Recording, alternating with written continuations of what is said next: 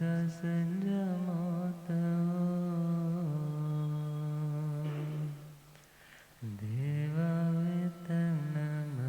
देवावितनमसन्ते जस धमे सया मनो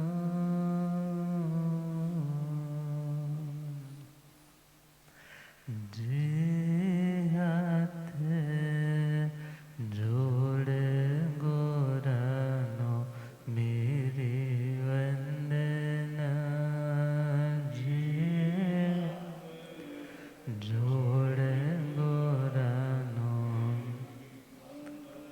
एक बार वंदना हजार बार वंदना एक बार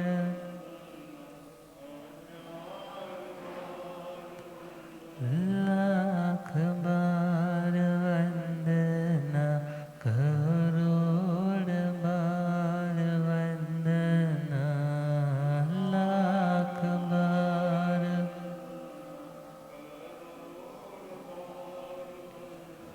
जे हाथ जोड़ गोरानो मेरी वंदना जे जोड़ गोरानो डगमग डोले नैया मेरी डग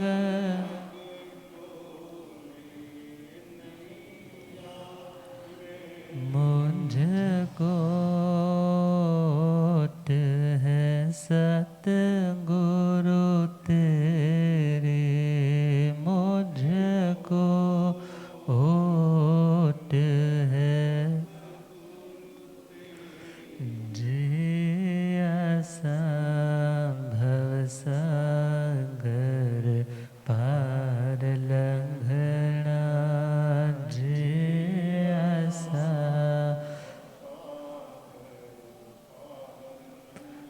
जे हाथ जोड़ गोरानो मेरी वंदना जे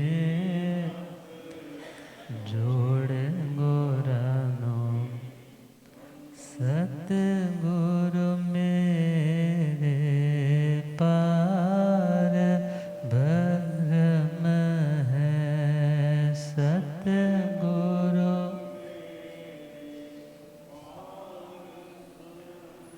दिन रात जग दी जोत अगम है दिन रात जग दे जे तेरे द्वारे ते आणो नयो संगना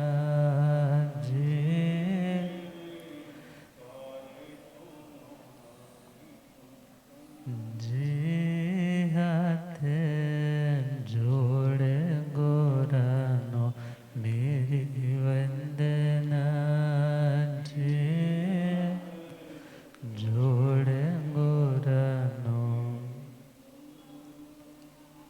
अनंत अनंत शांति की निकेतन शासनपति श्रमण भगवान महावीर स्वामी के पावन चरणवृंदों में हार्दिक भावना वंदन नमन।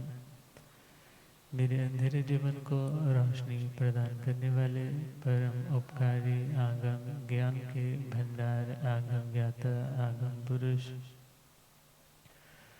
जिन शासरतन हिमाचल के श्री उपाध्याय भगवंत श्रद्धे गुरुदेव श्री जितेंद्र मुनि जी भाई साहब के पावन चरण कमलों में हार्दिक भावना वंदन नमन।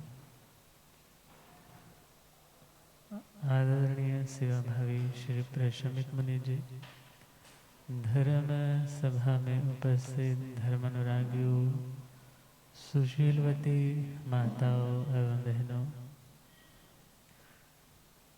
असीम पुण्यदय से भाग्योदय से आप सबको संतों का समागम और वीतराग वाणी श्रवण करने का शुभ अवसर प्राप्त हो रहा है। श्रवण कर रहे हैं श्रीमद् उत्तरार्धंज सूत्र 29वां चैप्टर सम्यक्त पराक्रम। इस आत्मा ने पुरुषार्थ तो बहुत किया, मगर वह पुरुषार्थ इस आत्मा की यात्रा को और बढ़ाने वाला बना। मगर अब हमें वह पुरुषार्थ करना है जो इस यात्रा को सीमित करते हुए इस आत्मा को अपने लक्ष्य, अपनी मंजिल तक पहुंचाने में समर्थ हो जाए। तो जिस आत्मा को यह अंतर मन में अभिलाषा है कि मैं कर्मों के बंधनों से सदा सर्वदा के लिए मुक्त हो जाऊं, उस आत्मा को सम्यक ज्ञान पूर्वक सम्यक पराक्रम की आवश्यकता है। पधारी।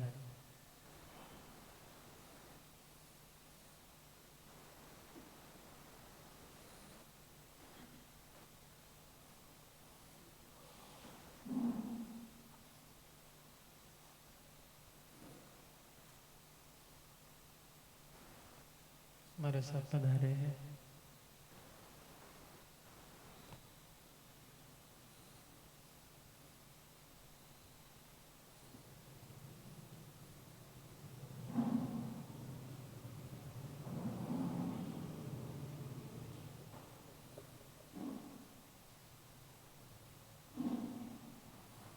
तो हम अपना विषय बढ़ाएं। उससे पूर्व महासाध्य श्री जी पधार गए हैं, तो अपना मंगल में उद्बोधन कृपा करें। उसके बाद हम अपने टॉपिक पे आते हैं। महासाध्य श्री कृपा।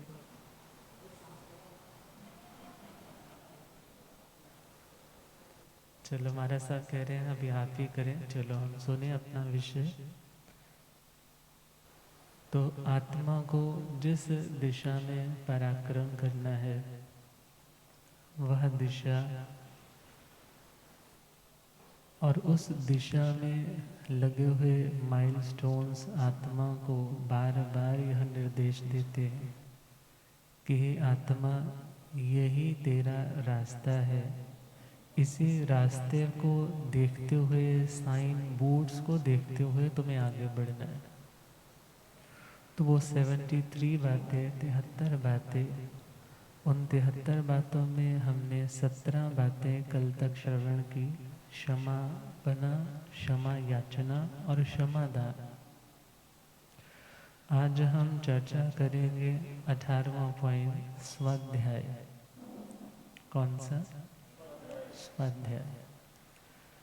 स्वाध्याय के बिना ना तो मैं आपको कुछ सुना सकता हूँ और ना ही आप लोगों की कोई अंडरस्टैंडिंग बन पाएगी। आप सुन रहे हैं तो यह भी स्वाध्याय है, मैं सुना रहा हूँ तो यह भी स्वाध्याय है। मैं कुछ सुनाने के योग्य बना तो उसका यदि प्रभाव है तो हमारे गुरुओं का स्वाध्याय है। अर्थात स्वाध्याय यदि उत्तम है तो उस व्यक्ति का ज्ञान निर्मल हो जाएगा। तो उसी भावना को समझने के लिए प्रभु के चरणों में भी प्रश्न आया था कि प्रभु, स्वाध्याय करने से क्या होता है? बहुत से लोग कह देते हैं, महाराज जी कोई और काम बता दो, हम और कोई तपस्या कर लेंगे, हम कुछ और धर्म की क्रिया कर लेंगे, मगर ये स्वाध्याय वाला काम ना हमारे से नहीं होता। मगर स्वाध्याय के बिना प्रत्येक क्रिया अधूरी है। बल्कि शास्त्रों में तो कहा जाता है 4 प्रहर स्वाध्याय के लिए एक साधु को, एक साध्वी को निकालने चाहिए। अर्थात यदि वो समय नहीं निकले तो उसका प्रतिक्रमण होता है। पडिक मामी चाओ कालम सज्जायस अकर्ण्याय। अर्थात यदि 4 पहर का स्वाध्याय नहीं किया तो उसकी वो आत्मा आत्म निंदा आत्म ग्लानि करता है कि मैंने दुनिया को तो वक्त दिया मगर अपनी आत्मा के लिए वक्त नहीं निकाला। तो स्वाध्याय से क्या मिलता है? तो सिंपल यदि हम समझें तो स्वाध्याय से आत्मा केवल ज्ञानी बन सकता है। स्वाध्याय से क्या बन सकता है? केवल ज्ञान। इवन जब तीर्थंकर बनने के वो 20 बोल आते हैं तो उसमें भी आता है जो व्यक्ति बार बार उन सूत्र के अर्थ में बार बार उपयोग लगाता है उससे भी तीर्थंकर कर्म गोत्र का उपार्जन हो जाता है। तो प्रभु से पूछा कि सज्जायणं भन्ते जीवे किम जणिये। हे प्रभु, स्वाध्याय से आत्मा में क्या पैदा होता है? मीन्स आत्मा में ऐसा क्या पैदा हुआ कि उसने कुछ अचीव कर पाया? तो आंसर दिया सज्जायणं नाणा वर्णिजं कम्मं खवै। स्वाध्याय से आत्मा के अंदर वो बल, वो पराक्रम, वो शक्ति पैदा हुई, वो लाइट, वो रोशनी पैदा हुई जिससे वो आत्मा अपने ज्ञानावर्णीय कर्म का क्षय कर सकता है। मीन्स जो हमारे ज्ञान पर आवरण डालने वाला, हमारी सही जानकारी को ढकने वाला जो कर्म है, जो पर्दा है, जो हमने स्वयं ही अपने ज्ञान के ऊपर आवृत्त कर रखा है, उसको ढक रखा है, उस पर्दे को उठाने में जो सहयोगी है वह कौन है? स्वाध्याय। हम बहुत बार कह देते हैं केवल ज्ञान कहाँ है? वो तो आत्मा में है। फिर किसी बच्चे ने प्रश्न किया, महाराज जी जब केवल ज्ञान अंदर है फिर हम बुक्स क्यों पढ़ते हैं? हम फिर किताबें शास्त्र क्यों पढ़ते हैं जब केवल ज्ञान अंदर है? तो सिंपल, जैसे लकड़ी के अंदर कहते हैं अरणी नाम की लकड़ी के अंदर अग्नि छिपी होती, मगर वो अग्नि ऐसे ही थोड़ा सामने दिखने लग जाती। उसका एक प्रोसेस है, उसकी एक प्रक्रिया है कि उसको किस तरह से उसको रगड़ना है, फिर जा कर के जैसे मंथन किया जाता है ऐसे मंथन किया जाता है, फिर उसकी रगड़ से चिंगारी निकलती है, फिर कॉटन या कोई घास सूखे तिनके रख कर के वो अग्नि ग्रहण की जाती है। आजकल भी बहुत से यज्ञों में अरणी वो ये अग्नि पैदा करके और फिर यज्ञ आदि स्टार्ट किए जाते हैं। तो विचार करना है वो अग्नि कहाँ है तो लकड़ी के अंदर, मगर उसे प्रकट करने का तरीका क्या है? वो एक प्रोसेस। इसी प्रकार केवल ज्ञान है तो आत्मा के भीतर, ज्ञान का उजाला, ज्ञान का प्रकाश है तो आत्मा के भीतर, मगर उसे प्रकट करने का यदि कोई साधन, यदि कोई उपाय, यदि कोई प्रोसेस है तो उसका नाम है स्वाध्याय। उसका नाम क्या है? स्वाध्याय। अब शब्द बहुत सुंदर है स्वाध्याय। बहुत जगह आपने देखा होगा स्वाध्याय मंडल है, स्वाध्याय संघ है, या आपके क्षेत्र में यदि साधु सती जी नहीं है तो लोग स्वाध्यायियों को कॉल करते हैं कि आप आकर के हमारे पर्यूषण करवा करके जाइए। तो स्वाध्याय क्या है? स्वाध्याय करने से कोई स्वाध्याय है? स्वाध्याय करने वाले लोगों का समूह जो है, ग्रुप है, उसका नाम स्वाध्याय मंडल है। तो हमारे शास्त्रों में स्वाध्याय की बहुत महिमा है। और भले हमारे पास 5 ज्ञान है, मति ज्ञान, श्रुत ज्ञान, अवधि ज्ञान, मना परेव ज्ञान और केवल ज्ञान, मगर इन 5 ज्ञानों में सबसे ज़्यादा हमारे लिए उपकार करने वाला कोई ज्ञान है तो वो कौन सा है? श्रुत ज्ञान। कौन सा ज्ञान? श्रुत ज्ञान। क्योंकि हमने तो सुनकर पढ़कर के ही कुछ पाया है, अर्थात किसी वस्तु पदार्थ के अनंत धर्मों को जानने का, समझने का, भले प्रत्यक्ष रूप से नहीं मगर उन्हें जानने समझने का यदि कोई साधन कारण बनता है तो वो हमारे लिए कौन है? श्रुत ज्ञान। यदि हम श्रुत ज्ञान ना प्राप्त करते तो हमें पता चलता कि पृथ्वी काय में इतने जीव हैं, या वनस्पति काय में साधारण प्रत्येक ही हिसाब किताब है, या नारकियों में इतने तरह की वेदनाएं हैं, या देवलोकों में ऐसे ऐसे देवलोक हैं, ऐसे ऐसे इंद्र है, यहाँ पर सिद्ध शिला है, यहाँ पर सिद्ध शिला से आगे लोकाग्र सिद्ध आत्माएं विराजमान है। हम कैसे जानते हैं? हमें किसके माध्यम से पता है? हमने तो सुना पढ़ा, उसके कारण हमें इन बातों का ज्ञान है। और देखना होगा जो ज्ञान है, शास्त्रों में कहा आगम चक्षु साहु, जो आगमों का ज्ञान है वो आत्मा के लिए चक्षु के समान, मीन्स आँखों के समान है। एक तो है चमड़ी की आंखें जो हमारे चरम चक्षु हैं, और दूसरे हैं हमारे ज्ञान के चक्षु। कौन से चक्षु? ज्ञान के चक्षु। और उससे हम पता करते हैं कि क्या अपनाने योग्य है और क्या छोड़ने योग्य है। इसलिए प्रभु ने कहा स्वाध्याय के बिना एक साधक की साधना अधूरी है। स्वाध्याय के बिना वो आत्म दर्शन कर पाए, वो केवल ज्ञान तक पहुंच पाए, ये भी बहुत बड़ा एक प्रश्न चिन्ह वाला काम है। तो स्वाध्याय अपने आप में है क्या? स्वाध्याय की इतनी महिमा शास्त्रों में क्यों गाई गई? कहा सज्जाए सब दुख विमुक्ति। जो स्वाध्याय है वो सभी दुखों से आत्मा को मुक्त करवाने वाला है। स्वाध्याय आत्मा को सभी दुखों से वैसे तो विमुक्त है, विशेष रूप से मुक्त करवाने वाला है। अब स्वाध्याय क्या है? सिंपल तो ये बोला जाता है कि आगमों का अध्ययन करना, आगमों के उस अध्ययन को अनुभव में ढाल करके शब्दों में सामने प्रेजेंट करना, उसका नाम स्वाध्याय है। मतलब पढ़ना और पढ़ाना, पढ़ना और पढ़ाना। मगर क्या पढ़ना और क्या पढ़ाना? तो वहाँ पर एक और उत्तर दिया कि जो आत्मा के लिए हितकारी बातें हैं उन्हें पढ़ना और उन्हीं को आगे पढ़ाना। अब आत्मा का हित किस में है? जिससे आत्मा को किसी दुख का, किसी क्लेश का, किसी अशांति का शिकार ना होना पड़े, वही आत्मा का हितकारी मार्ग है। तो उसका जो ज्ञान है वो कहाँ से होगा?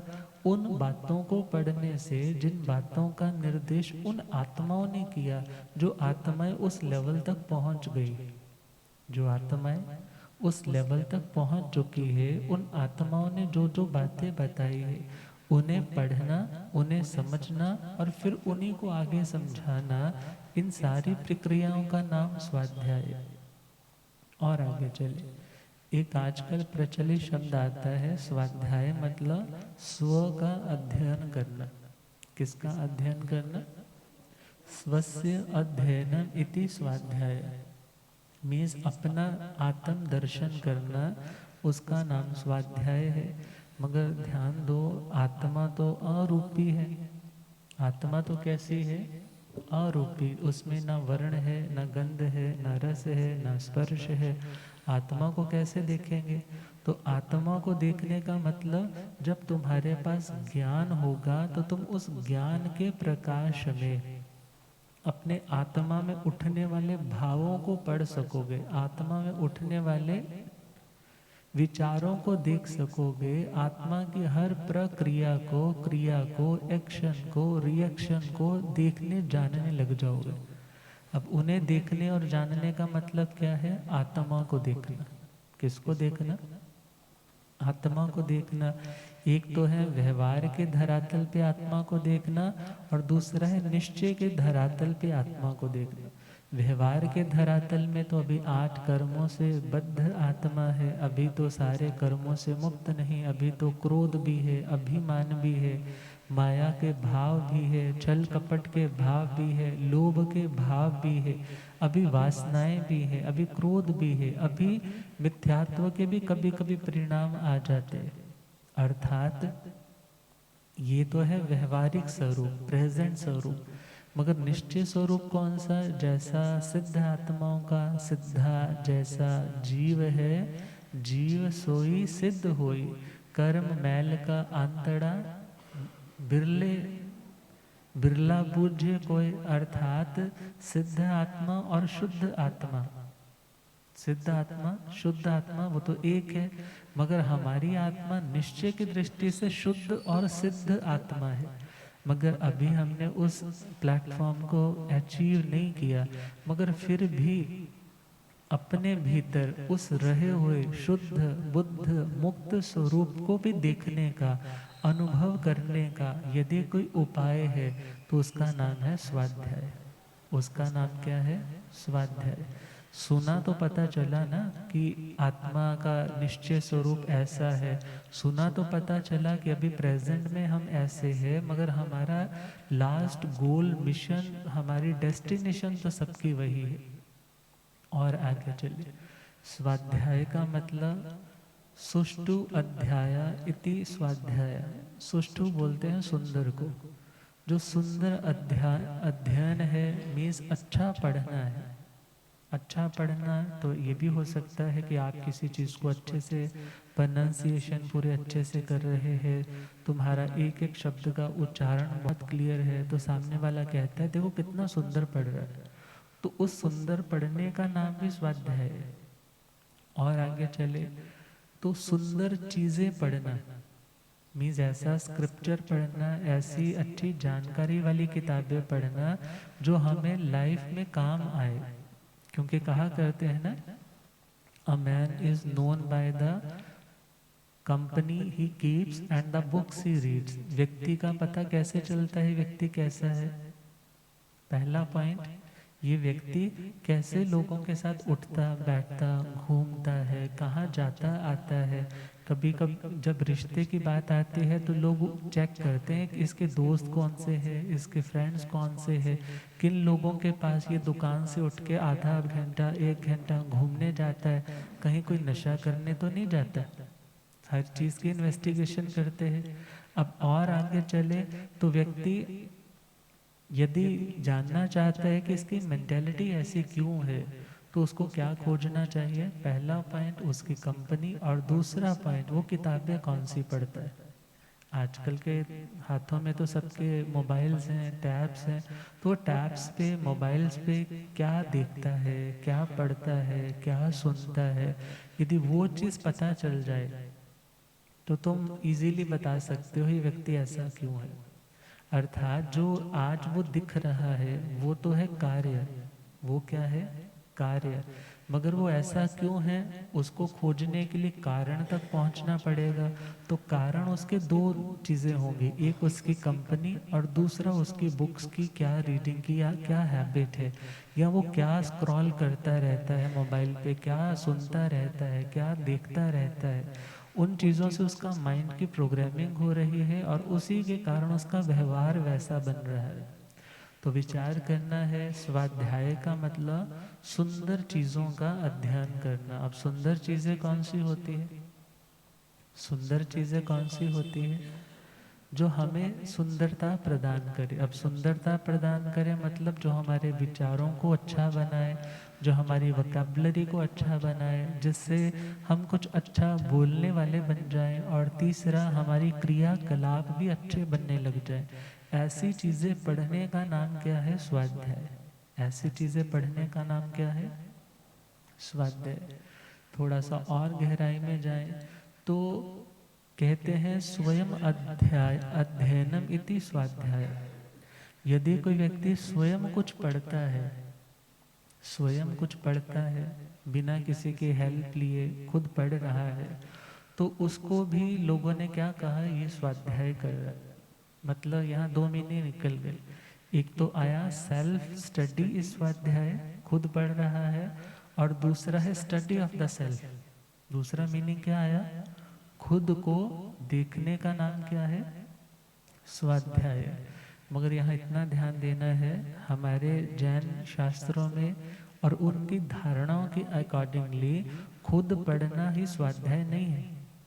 खुद ही पढ़ना, उसमें कई बार शंका आ जाती है, कई बार डाउट आ जाता है, कई बार इंटरप्रिटेशन हमारी गलत हो जाती है, और उस गलत धारणा के कारण हम अर्थ का अनर्थ कर देते हैं।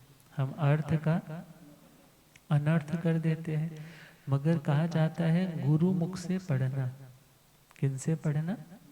गुरु मुख से पढ़ना, गुरुओं के चरण शरण में आज्ञा लेकर के स्टार्ट करना कि गुरुदेव आपकी आज्ञा है, मैं कौन सा शास्त्र पढूं। अर्थात सबसे पहले तो सिंपली देखा जाए तो उस व्यक्ति को जहाँ उत्तम आचार की बातें आती हैं वो शास्त्र उठाने चाहिए।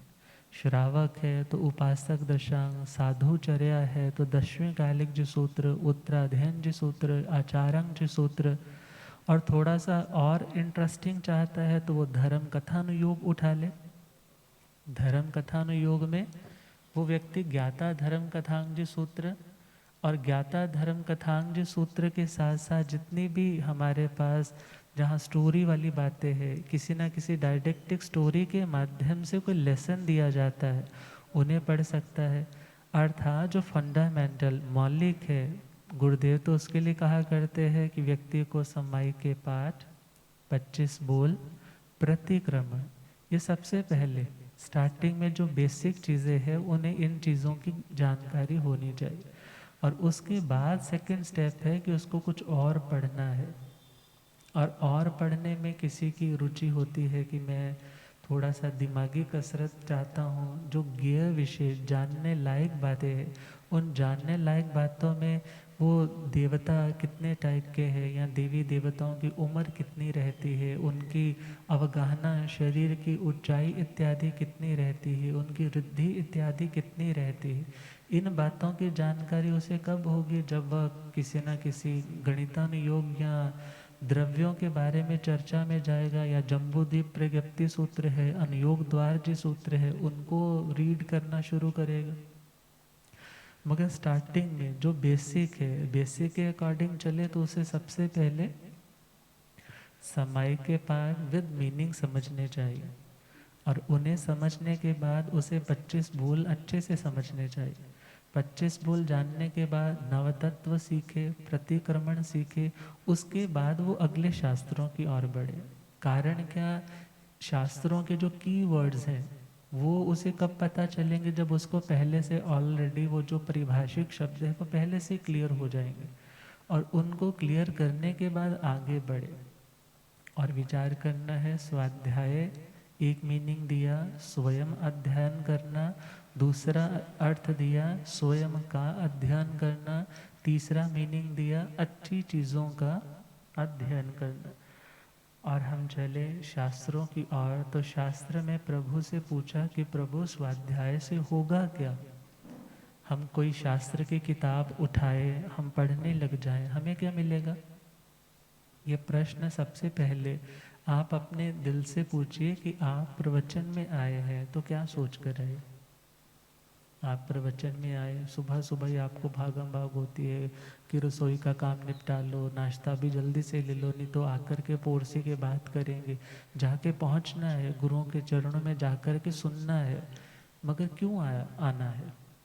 दिल से प्रश्न करो ना, क्यों आना है? क्यों सुनना चाहते हो? क्यों कुछ पढ़ना चाहते हो? क्यों नॉलेज अपनी गेन करना चाहते हो? तो उसके उत्तर में श्रीमद् दशवें कालिक जी सूत्र में भी ये क्वेश्चन अराइज हुआ था। तो वहाँ एक भावुक हृदय से, जिसे ज्ञान के प्रति समर्पण है, वो क्या बोलते हैं? आचार्य श्री शंभव जी मणक जी को क्या समझा रहे कि हमें स्वाध्याय करना ही चाहिए। क्या सोच के करना चाहिए? सूयम में भविष्यति अध्यायवम भवे, कि मैं श्रुत ज्ञान सीखने जा रहा हूँ। क्यों? क्योंकि मेरी नॉलेज में एनहेंसमेंट होगी, मेरी नॉलेज में, मेरी जानकारी में वृद्धि होगी, इसलिए मुझे जाना चाहिए। बहुत सी बातें जो आपको नहीं पता, मगर आप जब सुनते हैं तो आप कहते हैं महाराज जी ये वाली बात हमने पहली बार सुनी। हाँ, ये वाली बात तो हमने पहली बार सुनी। और जब आपने कुछ सुना, इट मीन्स आपने अपनी तिजोरी, ज्ञान की तिजोरी में कोई अच्छी चीज़ इन्वेस्ट कर ली, कोई चीज़ अच्छी आपने जोड़ी है। तो जब कुछ पढ़ने के लिए शास्त्र की किताब उठाएं या किसी गुरु भगवंत के चरणों में जाएं, तो पहला लक्ष्य कि मैं यदि सुनूंगा तो मेरे ज्ञान में वृद्धि होगी। क्या होगा? मेरे ज्ञान में वृद्धि होगी। लोग आगे पीछे भी आते हैं, ऐसा नहीं है कोई शाम को आ रहा है, कोई दोपहर को आ रहा है, मगर जो लाभ आपको प्रवचन में बैठ कर के मिल सकता है, शायद वो लाभ आपको आगे पीछे आकर के, आगे पीछे आओगे तो आप अपने गृहस्थी की बात करोगे, हमारे क्षेत्र में ये वाले महाराज हैं, महाराज को भी पूछना पड़ेगा, अच्छा फिर चौमासा कैसा चल रहा है, कितनी रौनक है, कितनी तपस्या होगी। मगर इन बातों का कोई आत्मा से लेना देना, आत्मा से लेना देना तो नहीं है। ये बातें हैं सामाजिक बातें, ये है सोशल नेटवर्किंग को मजबूत रखने की बातें। मगर आत्मा से लेना देना इन चीज़ों का, आत्मा का क्या इन चीज़ों से कोई कल्याण होगा कि वहाँ कितने बंदे थे, वहाँ क्या बनाया गया, वहाँ किचन में क्या क्या दिया गया, मीन्स वहाँ क्या हो रहा है, उनसे हमारा कल्याण होने वाला नहीं है। और यदि दिन में आकर के भी आपके पास यह भाव है कि मेरे मन में कोई शंका संदेह था, तो मैं दिन में इसलिए नहीं पहुंच पाया, मुझे वहाँ पहले अपने घर का प्रवचन अटेंड करना था, फिर मैंने सोचा मैं बाहर जाऊं, फिर बाहर जाकर के कुछ गुरुओं से प्रश्न पूछूं, उनसे पूछने की हिम्मत नहीं होती है, उन संतों से पूछ करके मन को संतोष नहीं होता। तो मन में आया कि चलो गुरुओं के चले। अब विचार करना है, किसी किसी का बाद में आना सफल हो सकता है, हम ये नहीं कहते बिल्कुल ज़ीरो है आना, आकर के भाव शुद्धि कोई ना कोई नियम पच्चखान भी लेता है व्यक्ति, आया है तो कनेक्टिविटी बनी रहती है कि मैं गुरुओं से जुड़ा हूँ, मुझे कुछ गलत नहीं करना है। मगर उसी के साथ साथ देखें, यदि आप प्रवचन में आते हो, सत्संग में आते हो, तो वहाँ पर आपको बहुत सारी किताबें पढ़ कर के भी शायद जो अंडरस्टैंडिंग ना बन पाए, वो आपको 1-2 घंटे के लेक्चर्स में कितना कुछ मिल जाता है। वो साधु भगवान, वो गुरुणी जी महाराज कितने सालों से पढ़ते आ रहे हैं, कुछ ना कुछ समेटते आ रहे हैं। मीन्स उस स्वाध्याय का लाभ लेना, मीन्स उन चीज़ों को सुनना आपके लिए तो सेम वैसा है जैसे एक माँ जिसके पास एक छोटा सा नवजात शिशु है, और उस बच्चे की डाइट क्या है, उस बच्चे की डाइट क्या है, माँ का दूध। यदि वो बच्चा माँ का दूध भी ना पी तो क्या होगा, कुपोषण का शिकार हो जाएगा, अनटाइमली उसको कोई ना कोई रोग या मृत्यु तक की आशंका आ जाएगी। इसी प्रकार हमारा आध्यात्मिक जीवन, हमारी स्पिरिचुअल लाइफ, हम चाहते हैं कि वो ग्रो करे, वो और अच्छी हो, तो उसके लिए हमें क्या चाहिए, स्वाध्याय। उसके लिए क्या चाहिए, स्वाध्याय। तो पहला पॉइंट दिया, मैं इसलिए शास्त्र सुनने के लिए जाऊं, गुरुओं के पास बैठूं, या आपके पास मोबाइल में वो ऑलरेडी डाउनलोडेड है, बहुत से लेक्चर है, मैं इसलिए उन चीज़ों को सुनूं कि मेरे ज्ञान में क्या होगी, वृद्धि होगी। सेकंड पॉइंट है, एकग्ग मणो भविष्यामीति अध्यायवम भवे, अर्थात मेरा मन, इस टाइम तो मैं पढ़ रहा हूँ, आप लोग सुन रहे हैं, तो आपका मन भी कितना कॉन्सेंट्रेट है। मैं इस टाइम सुना रहा हूँ तो मेरा मन इधर उधर नहीं जाएगा, मेरा मन किसकी ओर है कि मुझे इस चीज़ को कन्वे करना है, अच्छे से समझाना है। अर्थात जिस टाइम व्यक्ति स्वाध्याय कर रहा है, उस टाइम उसका मन खंडित मन नहीं होता। कैसा नहीं होता, हम खंडित को कैसे समझें, वो स्कैटर्ड माइंड नहीं होता। स्कैटर्ड मतलब बिखरा बिखरा नहीं होता, बल्कि उसका जो मन अलग अलग दिशाओं में, अलग अलग कार्यों में बिखरा हुआ था, और उसी के कारण उसके अंदर आज वो सकारात्मकता भी नहीं थी। कारण उसका कभी ध्यान इस और कभी उस और कभी इस और कभी उस और। मगर जब उसने एक जगह पे उसे समेट दिया, एक पॉइंट को उसने अग्रता दी। एकाग्र शब्द में 2 शब्द है ना, एक और अग्र, एक और अग्र। एक का मतलब है एक, अग्र का मतलब प्रधानता। आपके समाज में भी एक ना कोई तो अग्रणीय होता है, जिसको आप कहते हो ये हमारे प्रधान है, ये हमारे अध्यक्ष है, हम कुछ भी करेंगे, ये साइन करेंगे तो फाइनल होगा, अदरवाइज हमारा कोई भी सिस्टम आगे नहीं चलेगा।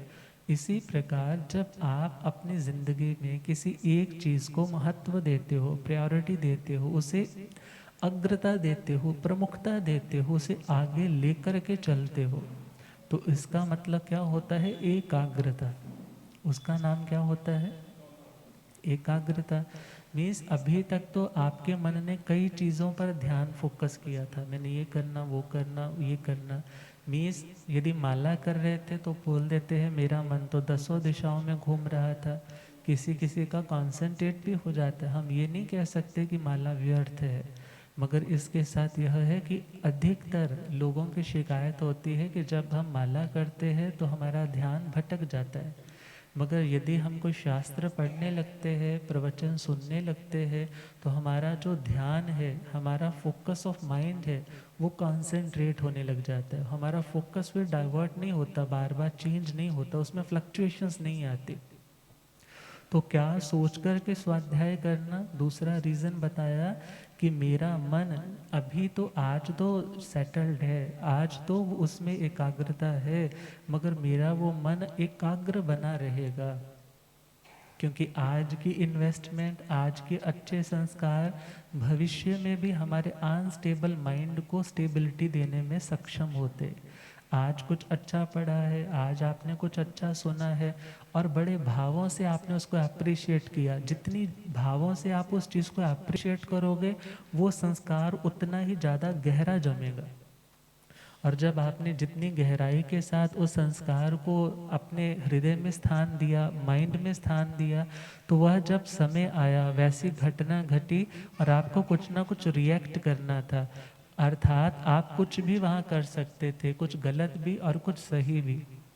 मगर यदि आपका स्वाध्याय मीन्स यदि आपने अच्छा पढ़ रखा है, तो उस अच्छे पढ़ने का फ़ायदा क्या होगा, आपका रिएक्शन गलत नहीं होगा।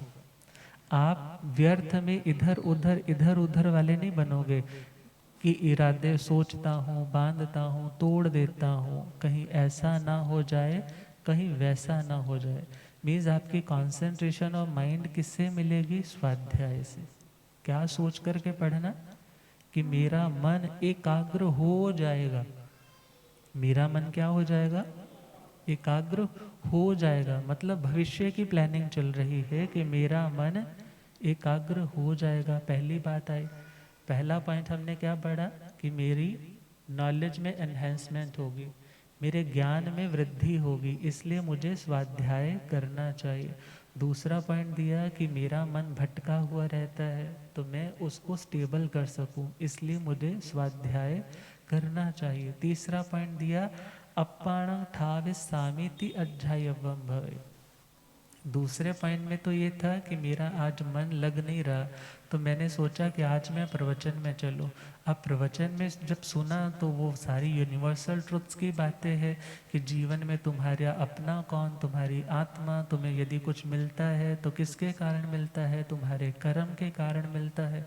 अभी तक तो मन अशांत था ना, घर में थे, मगर जैसे सत्संग में पहुँचे या कोई प्रवचन की बुक उठा के पढ़ने लगे, कोई आगम पढ़ने लगे, तो तुम्हारा मन क्या होने लग पड़ा, स्टेबल होने लग पड़ा।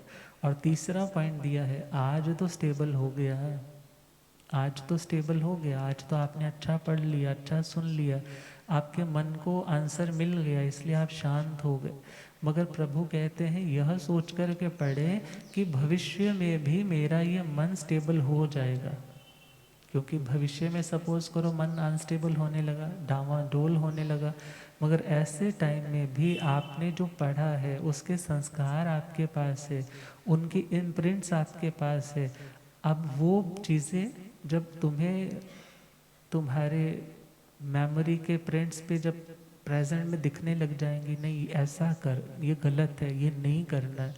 अर्थात यदि मन व्यग्र चित्त हो रहा है, व्यग्र चित्त का मतलब विविध चीज़ों को अग्रता दे रहा है, मीन्स बहुत सी चीज़ें उसके सामने आ रही है, वो एक जगह पे कॉन्सेंट्रेट फोकस नहीं कर पा रहा, तो वो सोचता है मैं आज यदि पढ़ूंगा तो आज की माइंड की प्रोग्रामिंग भी मेरे भविष्य के माइंड को स्टेबल रखने में समर्थ है।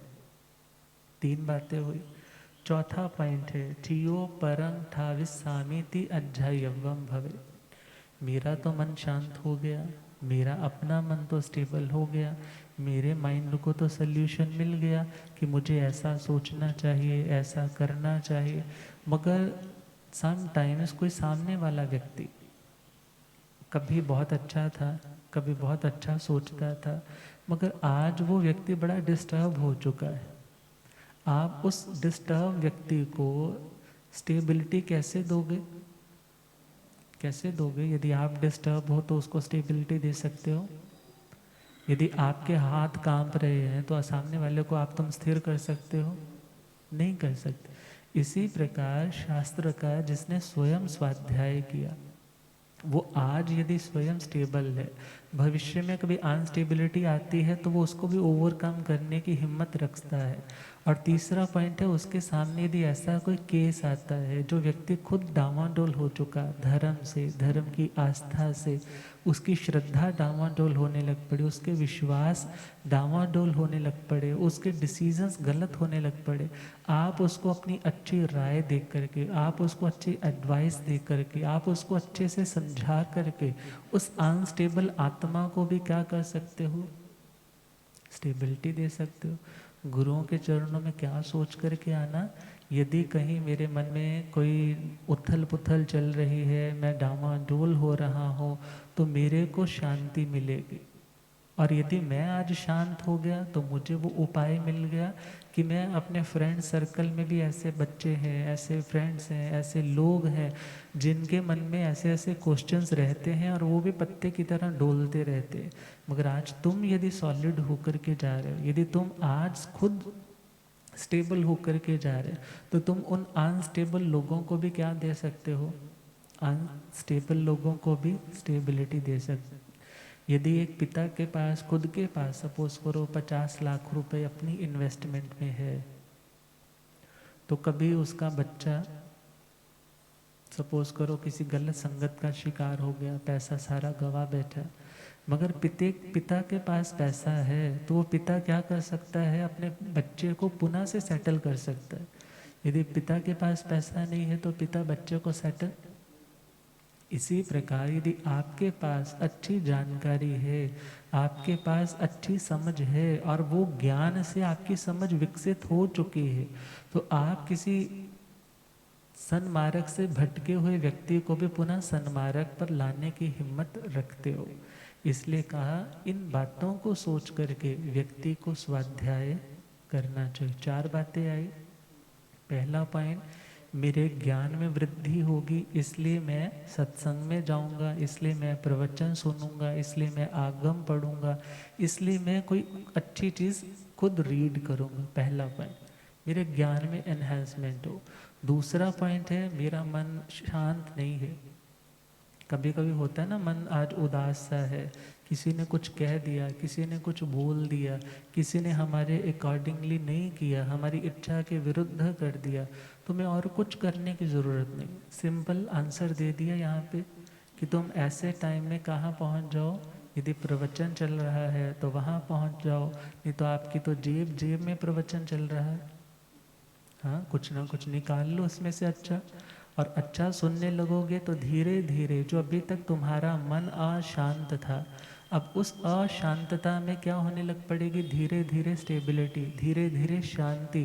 क्योंकि जैसा नॉलेज तुम्हारे कानों के माध्यम से दिमाग में जाएगा ना, वैसी माइंड की प्रोग्रामिंग होने लगी। वो पूरे संस्कार तुम्हारे जो उदय में आ रहे थे, धीरे धीरे वो सेटल डाउन होने लग जाएंगे, धीरे धीरे उन संस्कारों की विशुद्धि होने लग जाएगी।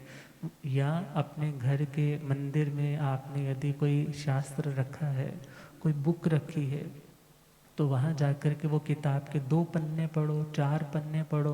हो सकता है 2 पन्नों तक तो लगे मैं व्यर्थ टाइम वेस्ट कर रहा हूँ, तीसरा, चौथा, 5वां प्रभु महावीर स्वामी का चारित्र पढ़ने लग पड़े। अब जब तुम वो रीड करने लगे तो धीरे धीरे धीरे धीरे तुम्हारा वो जो मन अभी तक आवेश में था, वो किस में आ गया? वो कंट्रोल में आने लग पड़ा। तो दूसरा पॉइंट दे दिया कि यदि हमारा मन बिखरा बिखरा सा टिक नहीं रहा, एक जगह पे कंसंट्रेट नहीं हो पा रहा, तो उस टाइम ये सोचे मैं स्वाध्याय के लिए बैठ जाऊँ, मैं कुछ पढ़ने के लिए बैठ जाऊँ। तीसरा पॉइंट, क्या सोच करके हम पढ़े? आज तो सीज़न अच्छा चल रहा है, होता है ना कई बार, आज तो सीज़न अच्छा चल रहा है, मगर कभी कोविड जैसी बीमारी आ गई तो उस टाइम तो ना सीज़न चल रहे थे, करियाने वालों के चल रहे थे, मेडिकल वालों के चल रहे थे, ऑनलाइन जो काम कर रहे हैं उनका भी कुछ चल रहा था, मगर बाकी लोग कितने ऐसे थे जिन्होंने अपनी कमेटियां जो रखी हुई थी या जो इन्वेस्ट कर रखा था थोड़ा थोड़ा, वो सारे का सारा क्या हो गया, उनका यूज हो गया। इसी प्रकार यदि हमने कुछ आज जोड़ करके रखा है, आज हमने कुछ अच्छे संस्कार डिपॉजिट कर रखे हैं, आज अच्छी भावनाएं पढ़ते पढ़ते हमने बना रखी है, तो आज की इन्वेस्टमेंट आने वाले भविष्य में हो सकता है हम पढ़ने में रुचि नहीं ले रहे, मगर सपोज कुछ गलत भी करने जा रहे थे तो अच्छा पढ़ा हुआ हमें रोकेगा कि ये तुम्हें नहीं करना। अब आगे चले, चौथा पॉइंट, यदि हम खुद आज स्टेबल है, यदि हमारे पास खुद के पास नॉलेज है, आंसर है, तो हम अपने बच्चों की रीजनिंग का आंसर दे सकते। अदरवाइज तो लोगों को अपने कहे ना 24 तीर्थंकरों के नाम भी कईयों को याद नहीं है, 11 गणधरों के नाम नहीं याद, 16 सतियों के नाम नहीं याद, और सब याद होगा कि उस फिल्म में ये एक्टर था, ये एक्ट्रेस थी, वहाँ पर इसने ऐसे मुक्का मारा था, और उसने सन्नी देओल ने जी नलका ऐसे निकाल दिया था, वो सब कुछ याद हो जाता है, मगर बाकी चीज़ें नहीं याद होंगी कि वो वाला उपसर्ग प्रभु के जीवन में कहाँ आया था, ये वाली घटना कहाँ आई थी, जब पता ही नहीं है। अरे किसी अननोन व्यक्ति जो जैनिज्म से रिलेटेड नहीं है, जैन नहीं है बाय बर्थ, वो तुमसे कभी कोई क्वेश्चन पूछता है, तुम उसका आंसर तो दूर अपने बच्चे का भी प्रश्न का आंसर नहीं कर पाते, तो उसके पीछे रीजन बिहाइंड क्या है, स्वाध्याय नहीं करते। क्या नहीं करते? चलो तुम्हें स्वाध्याय करने के लिए ये लगता है कि हमें अकेले से नहीं पढ़ा जाता, तो ग्रुप में स्वाध्याय कर लें जहाँ सब लोग बैठ कर के पढ़ रहे हैं। और यदि वहाँ पर भी ये लगता है मेरे को किताब उठा के ऐसे एक एक अक्षर पढ़ना बड़ा मुश्किल लगता है, तो तुम जहाँ प्रवचन चल रहा है वहाँ जा कर के सुन लो।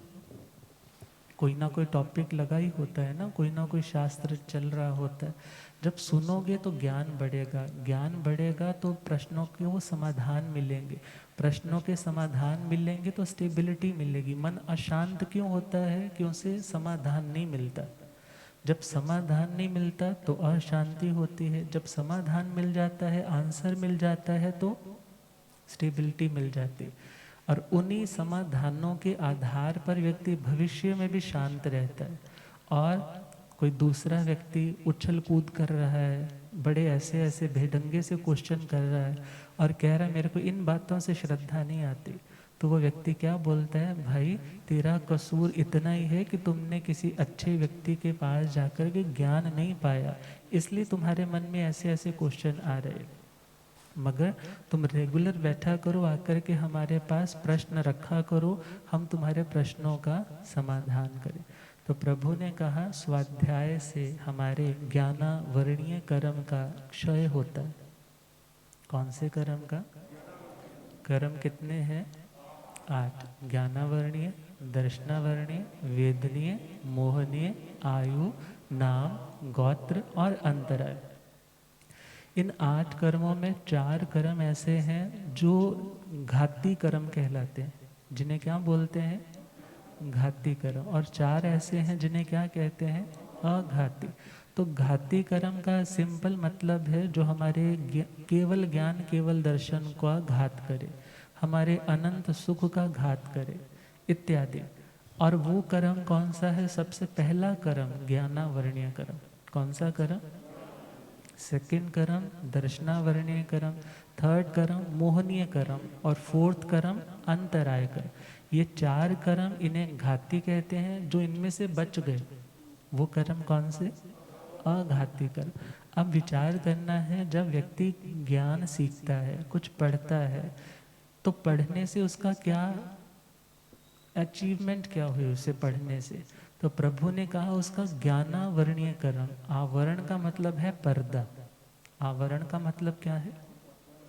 सपोज करो कि मैं जहाँ बैठा हूँ इसके पीछे 5000 वोल्ट का कोई बहुत बड़ा लाइट बल्ब जल रहा है, मगर उसके आगे 5000 चद्दरें डली हुई हैं, तो लाइट बाहर तक आएगी? 5000 लेयर्स है, मगर एक लेयर उठी, दूसरी उठी, हमें लगता है मैंने पढ़ा कुछ हुआ तो है नहीं, मगर यदि हम थोड़ा ध्यान से देखें तो एक लेयर तो हटी ना, एक लेयर तो हरी।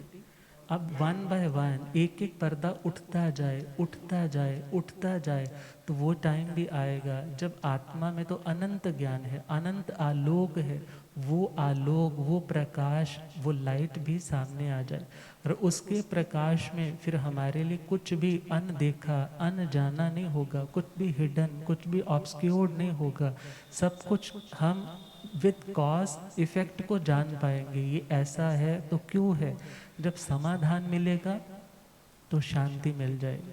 अर्थात यदि हम कुछ पढ़ रहे हैं, कुछ सुन रहे हैं, कुछ सीख रहे हैं, तो उससे वो पर्दे हटेंगे जो पर्दे हमने स्वयं ही डाले। वो पर्दे किसी और ने नहीं डाले, किसी ईश्वर ने डाल करके नहीं भेजा कि तुम्हारा ज्ञान इतने साल तक रुका रहेगा, फिर तुम्हारा ये एक एक पर्दा हटता चला जाएगा, ऐसा नहीं। बल्कि आत्मा ने स्वयं ही ज्ञानियों की अविनय की, ज्ञानियों की अभक्ति की, या जो ज्ञान की बातें थे उनकी उपेक्षा की, उनको समय पर पढ़ा नहीं, चिंतन नहीं किया, अर्थात वी कथाओं में समय बर्बाद किया, तो उससे क्या हुआ, लेयर बाय लेयर, पर्दा बाय पर्दा, आवरण बाय आवरण, एड ऑन बढ़ता गया। मगर जब वो पर्दे हट जाते हैं तो उस स्थिति का नाम है ज्ञानावरणीय कर्म का क्षय होता है। क्या होता है।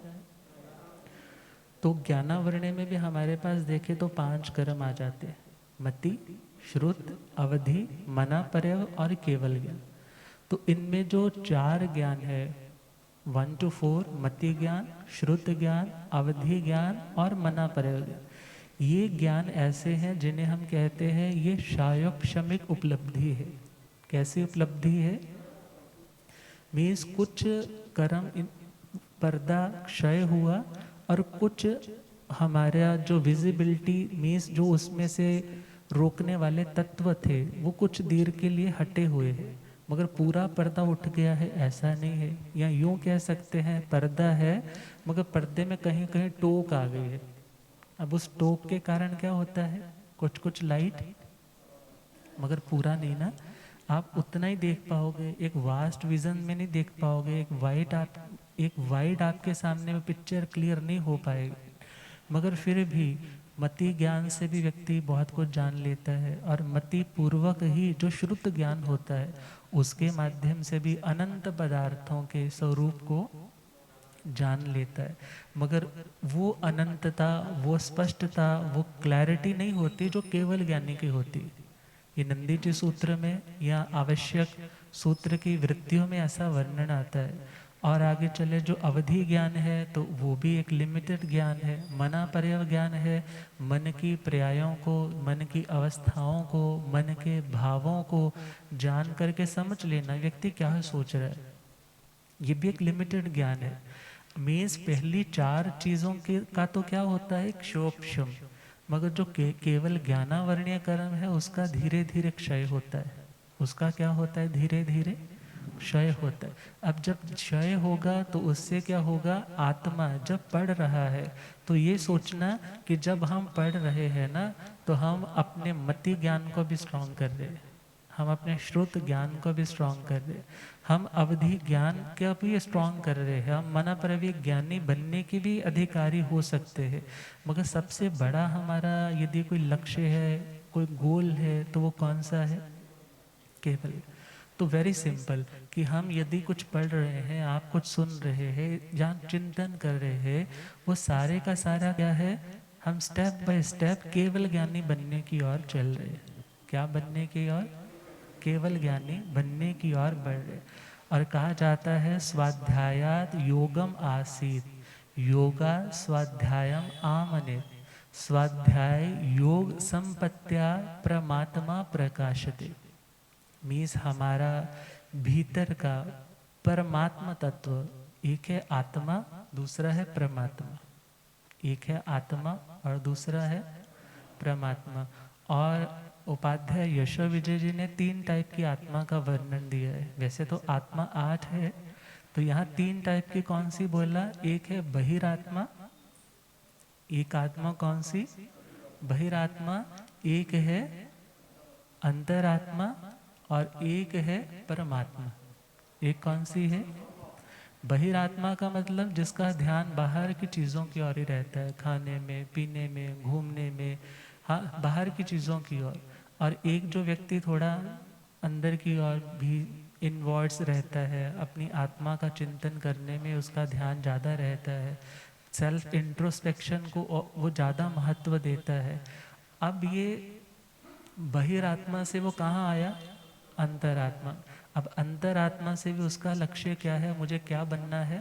परमात्मा। मीन्स आत्मा की एक प्योरेस्ट फॉर्म, आत्मा की जो सबसे निर्मलतम अवस्था है, उसका नाम है परमात्मा अवस्था।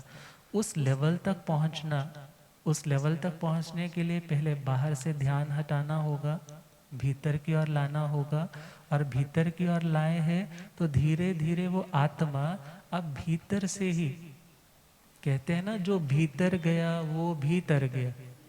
हाँ, जो भीतर गया वो भीतर गया। मीन्स अब भीतर आया है ना वो, तो अब वो आत्मा परमात्मा बनने के लिए कुछ कर सकता है। अब यदि वो डायरेक्शन ही रॉन्ग में गाड़ी चला रहा है तो मंजिल कहाँ से आएगी? पहले तो उसे यू टर्न लेकर के वापस आना है, जिसे हमें प्रतिक्रमण में सुना। मगर अब उसके बाद उसे सही डायरेक्शन में बढ़ना है। अब उस डायरेक्शन में बढ़ने के लिए उसे स्वाध्याय करना होगा। तो कहा स्वाध्यायात योगम आसीत, स्वाध्याय से योग की उपलब्धि होती है। किसकी उपलब्धि? अब योग कौन सा?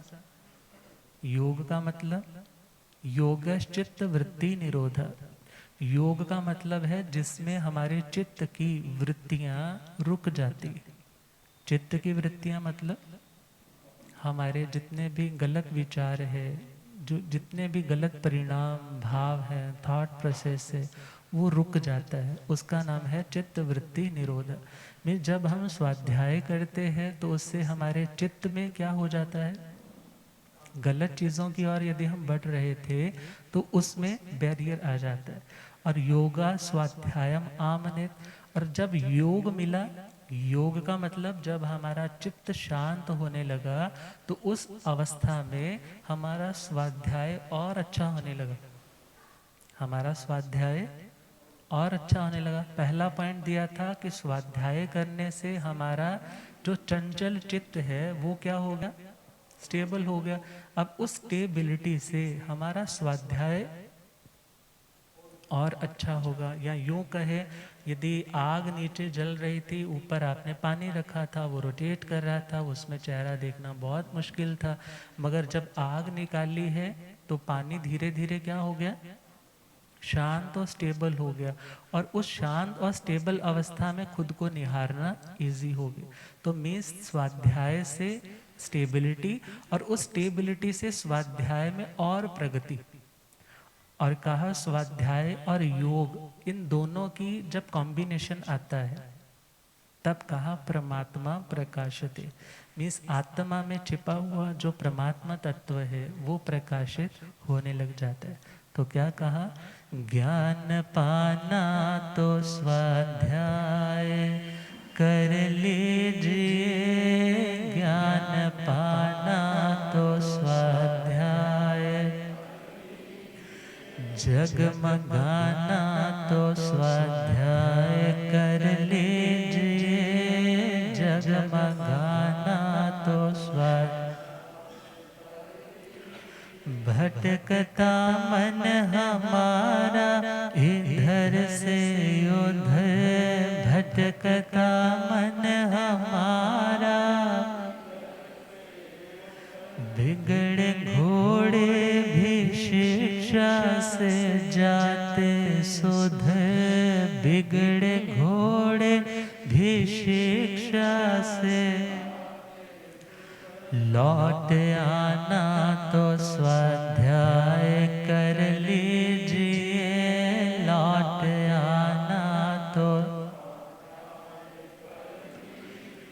ज्ञान पाना तो स्वाध्याय कर लीजिए, ज्ञान पाना तो,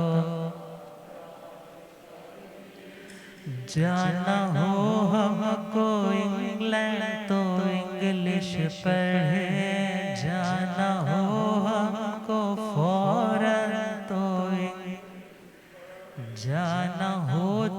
चांद पर पहले उपग्रह चढ़े, जाना हो चांद पर पहले। मोक्ष जाना तो स्वाध्याय कर लीजिए, मोक्ष ज्ञान पाना तो स्वाध्याय कर लीजिए, ज्ञान पाना तो स्वाध्याय। लोक विद्याओं से चलता व्यवसाय है, लोक विद्याओं से चलता। आत्मदर्शन का मार्ग तो स्वाध्याय है, आत्मदर्शन का मार्ग तो। मद मिटाना तो स्वाध्याय कर लीजिए, मद मिटाना तो स्वाध्याय। ज्ञान पाना तो स्वाध्याय कर लीजिए, ज्ञान। ज्ञान और ध्यान रूहानी खुराक है, ज्ञान और ध्यान रूहानी। मिट्टी का तन हमारा बने खाक है, मिट्टी का तन हम। डट के खाना तो स्वाध्याय कर लीजिए, डट के खाना तो स्वाध्याय।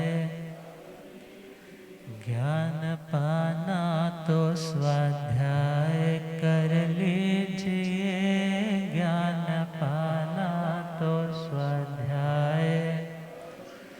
जगमगाना तो स्वाध्याय कर लीजिए, जगमगाना तो स्वाध्याय से आपको बेनिफिट सबसे पहला क्या मिलेगा? आपको कोई मिसगाइड नहीं कर पाएगा, आपको कोई मिसगाइड नहीं कर पाएगा। जब आपको पता ही नहीं है कुछ, तो आपको जैसा कह दिया जाएगा तो वैसे करने लगेंगे। हो रब मेरा सतगुरु बन के आया, मैनू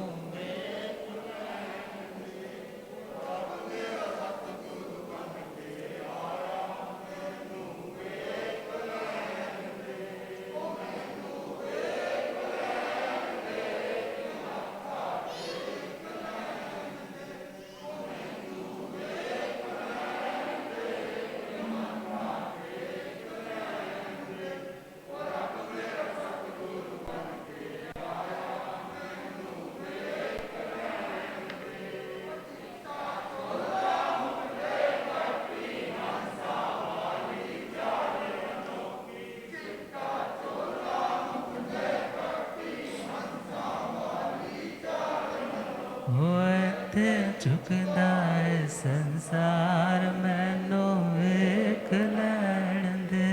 होए ते चुकदा है संसार।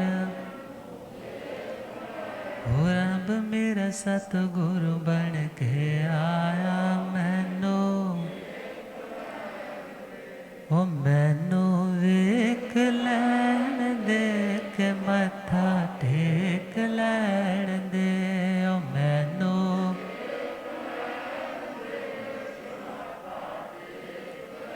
हो रब मेरा सतगुरु बन के आया, मैनू।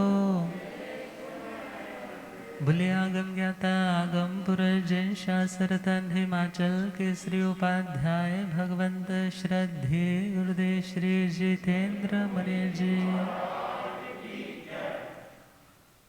तो हम अपने वक्तव्य को समेटे तो ज्ञान का सबसे पहला लाभ, कोई हमें मिसगाइड नहीं करेगा, हमें चीट नहीं कर पाएगा। और यदि हमें जानकारी नहीं है तो हम कभी भी भटक सकते हैं। और ज्ञान को आंखों के समान कहा है, और विचार करना है जिसकी अपनी आंखें हैं, फिर उसे पर मुखानपेक्षी नहीं होना पड़ता, इधर उधर नहीं देखना पड़ता, वो आएगा वो बताएगा।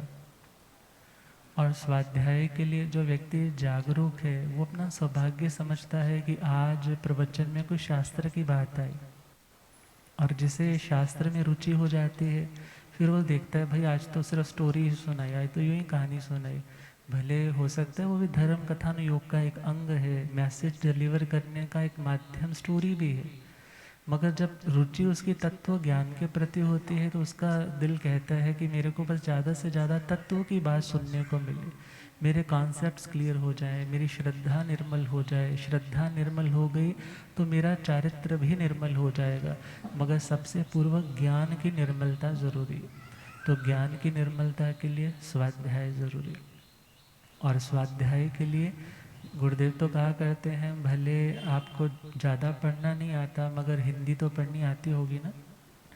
तो जैसे दिगंबर मान्यता में भी रहता है कि शास्त्र जी को कहते हैं कि जब मंदिर जाओ तो तुम शास्त्र जी ज़रूर पढ़ के आओ, भले एक पन्ना पढ़ो, भले 2 पन्ने पढ़ो, भले 1 लाइन पढ़ो। और सरदारों में चले जाएं तो हुक्मनामा कहते हैं कि आज हमारे गुरुदेव ने हमें क्या हुक्म दिया है। तो जैसे ग्रंथ खोलते हैं जो आया वो सोचते हैं ये मैसेज मेरे गुरु ने किसके लिए दिया है, हमारे लिए दिया। ब्रह्म कुमारीज में वो मुरली सुनाते हैं ना, वो कहते हैं कि आज ये मुरली आई है, अपनी अपनी धारणा है, मगर जो अच्छी बातें हमारे पास तो हमारे आगमों में इतना कुछ है। हमें क्या सोचना कि मैं अपने घर में भले एक सूत्र रख लूँ, उत्तराध्ययन जी रख लूँ या कुछ और रख लूँ, तो रोज उठ कर के जब मैं अपनी साधना करने के लिए बैठूं तो भले मैंने माला कर ली है, मैंने सब कुछ कर लिया, भक्तामर पढ़ लिया, मेरी भावना पढ़ ली, मगर भगवान की वाणी से जब तक नहीं जुड़ेंगे तो ज्ञान का विकास कैसे होगा। तो उस विकास के लिए सोचें कि मैंने आज 2 पेज पढ़ लिए, 1 पेज भी पढ़ा, तो उसको दिन भर रिमाइंड में भी रखें, कोशिश करें कि मैं कुछ ना कुछ ज़िंदगी में फॉलो अप भी करूँ। और परम पूज्य श्री क्रांति मुनि जी महाराज साहब गुरुदेव फरमाते हैं, अक्सर कहा करते थे कि यदि आपके पूरे दिन में यदि आपने शास्त्र की 2 लाइनें भी आज पढ़ी है ना, तो सोचना आज का दिन मेरा खाली नहीं गया, आज का दिन मेरा खाली नहीं गया। और जब इतना सम्मान का भाव, इतना रिगार्ड का भाव तुम्हें अपने धर्म ग्रंथों के प्रति होगा तो वे व्यक्ति कभी भटकेगा नहीं। और एक कवि ने लिखा है कि जहाँ जिस संस्कृति में साहित्य का सम्मान नहीं होता वह संस्कृति धीरे धीरे विलुप्त हो जाती। तो हमारे पास यदि इतना ज्ञान है और हम उसको के साथ जुड़ना ही नहीं चाह रहे या उसको अंडरस्टैंड करने के लिए सुनना ही नहीं चाह रहे, तो हम अपनी संस्कृति से धीरे धीरे औरों की संस्कृतियों से प्रभावित होकर के अपने मार्ग से भटक जाएंगे।